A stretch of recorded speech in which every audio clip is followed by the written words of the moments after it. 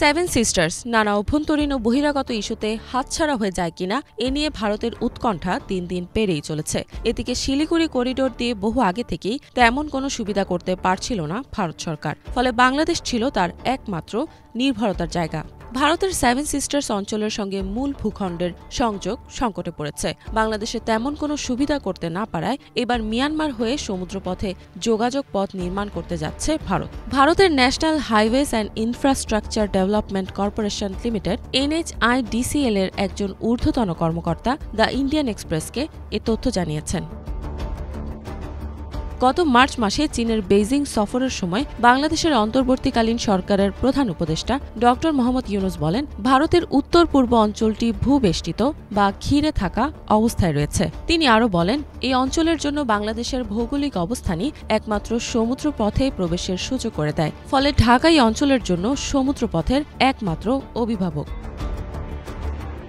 ভারতের সংবাদ মাধ্যম ইন্ডিয়ান এক্সপ্রেসের প্রতিবেদনে বলা হয়, শিলং থেকে শিলচর পর্যন্ত 186.8 কিলোমিটারের দীর্ঘ একটি 4 লেন বিশিষ্ট মহাসড়ক নির্মাণের পরিকল্পনা করছে ভারত সরকার।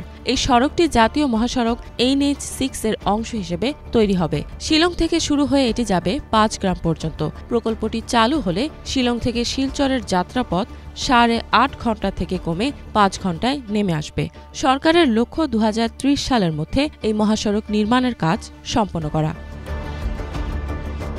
ভারতের পররাষ্ট্র মন্ত্রণালয়ের অর্থায়নে মিয়ানমারে বর্তমানে চলমান রয়েছে Kaladan multimodal transit transport project. এই প্রজেক্টের মাধ্যমে কলকাতা বন্দরকে মিয়ানমারের রাখাইন প্রদেশের সিত্তে বন্দর পর্যন্ত নৌপথে যুক্ত করা হয়েছে। সেখান থেকে কালাতান নদী ব্যবহার করে পালেতুয়া পর্যন্ত যাতায়াতের ব্যবস্থা রয়েছে। পালেতুয়া থেকে মিজোরামের জরিনপুই পর্যন্ত একটি সড়ক পথ নির্মাণ করা হয়। শিলং থেকে শিলচর নতুন মহাসড়ক এই পরিবহন নেটওয়ার্ককে আরও বিস্তৃত করবে।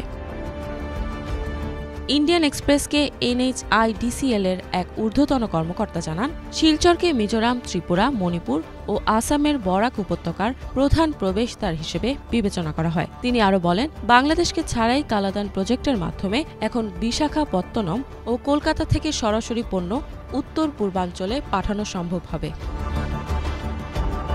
বর্তমানে ভারতের মূল ভূখণ্ডের সঙ্গে উত্তর পূর্বাঞ্চলের রাজ্যগুলোর একমাত্র যোগাযোগের পথ শিলিগুড়ি করিডোর, যা চিকেন স্নেক নামেও পরিচিত। বাংলাদেশ ও মিয়ানমারের মধ্য দিয়েও বিকল্প রুট রয়েছে। বাংলাদেশ সম্প্রতি আঞ্চলিক জলপথে নিরাপত্তা বজায় রাখতে বঙ্গোপসাগরে প্রবেশাধিকার সীমিত করেছে। এদিকে বাংলাদেশে ভারতের অর্থায়নে চলমান রেল সংযোগ প্রজেক্টগুলোরও নির্মাণ ও জরিপের কাজ বর্তমানে বন্ধ রয়েছে। ফলে বর্তমান পরিস্থিতিতে ভারতকে তাদের কৌশল পুনর্বিবেচনা করতে দেখা যাচ্ছে। উত্তর ভারতের রেল অবকাঠামো জোরদার করার পাশাপাশি ভুটান ও নেপালের মাধ্যমে বিকল্প সংযোগ স্থাপনের পরিকল্পনাও করছে দেশটি। এসব নতুন প্রজেক্টের সম্ভাব্য ব্যয় ধরা হয়েছে প্রায় 3,500 থেকে 4,000 কোটি রুপি। ইফাত জাহান, বাংলা ভিশন।